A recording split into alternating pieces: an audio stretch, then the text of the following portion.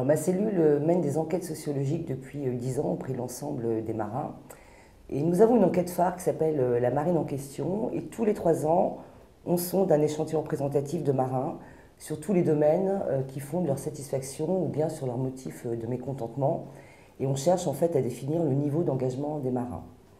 Depuis très longtemps, j'ai souhaité inscrire nos travaux dans un cadre académique, c'est-à-dire je souhaitais que l'on inscrive nos travaux dans un cadre de recherche qui permette de valider ces travaux par un comité de lecture scientifique.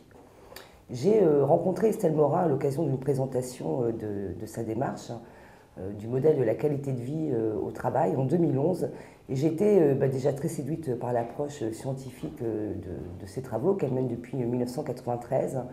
Et j'ai enfin trouvé un modèle empirique qui met en lien l'organisation du travail, la qualité des relations professionnelles et le niveau d'engagement des salariés. Nous avions également une seconde contrainte qui était de s'intéresser aux risques psychosociaux dans la marine, comme dans toutes les armées. Et j'ai aimé donc l'approche de la QVT d'Estelle Morin, dans la mesure où son étude, par l'approche du bien-être et de la santé au travail, inclut également les RPS, mais les aborde d'une façon beaucoup plus large et je dirais positive. Parce qu'il est quand même important de souligner que la santé au travail est quand même bien plus que l'absence de maladie et que dans ce bien plus, on peut inclure effectivement l'organisation du travail et les liens qui se nouent en fait sur le lieu de travail.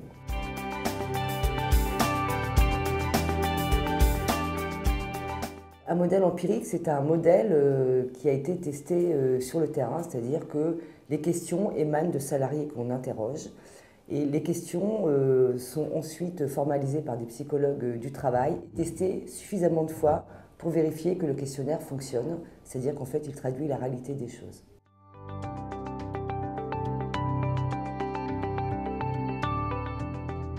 Pour moi, le premier gage d'efficacité de la démarche, c'est l'implication de la direction et du comité de pilotage dans la mise en œuvre de l'enquête. Parce que sans engagement et sans volonté politique de mettre en place des actions suite au diagnostic, la démarche ne sert à rien, elle est inutile. La deuxième particularité de l'enquête, c'est que c'est une enquête scientifique et qui est menée de manière objective.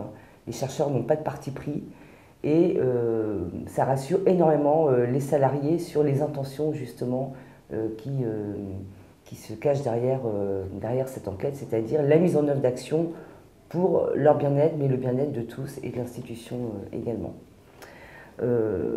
Mener une enquête telle que la qualité de vie au travail permet également de pouvoir comparer nos résultats d'enquête avec celles qui sont menées dans d'autres institutions, comme avec l'ARS au sein de 4 établissements franciliens. Et dans la marine, on va présenter nos résultats de manière comparée avec les établissements franciliens de santé dès mois de mars, ce qui va nous permettre de pouvoir situer nos résultats. Enfin, nous sommes très bien accompagnés par Estelle Morin, qui est présente lors des comités de pilotage et qui va décider avec nous des axes d'action à donner suite à notre diagnostic.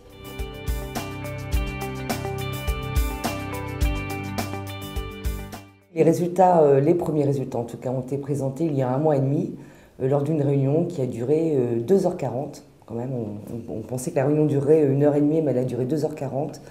Elle a été présidée par le directeur du personnel de la marine, en présence de toutes les personnes qui font la gestion, la politique du personnel et puis les représentants de catégorie.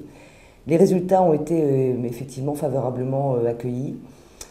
Pour 2 choses. Certains résultats ont surpris, c'est-à-dire qu'ils sont venus un petit peu briser les idées préconçues, tandis que d'autres résultats ont plutôt confirmé des perceptions qui étaient déjà existantes et donc ils ont administré la preuve de certains faits. Un prochain rendez-vous est donné dans 1 mois et demi pour définir ensemble les pistes d'action.